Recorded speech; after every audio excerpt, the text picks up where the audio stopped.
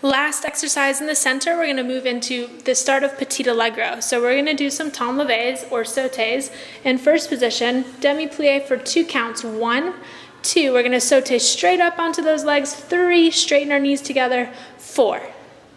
And again, 5, 6, and 7, 8. We're going to do 6 of these in first and tendu out 7, 8. Same thing in second. 6, 1, 2, sauté up 3, straighten 4, and 5.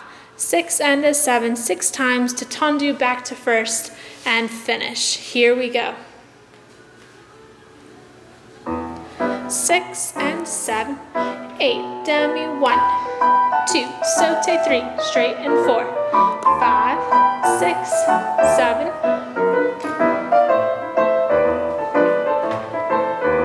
So as you're doing these jumps, straight legs in the air and always land in a plie.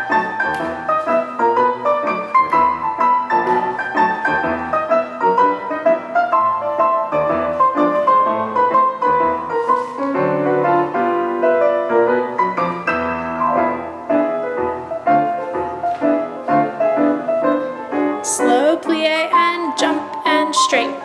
Slowly, down, jump. Try to go a little bit higher now. Go higher.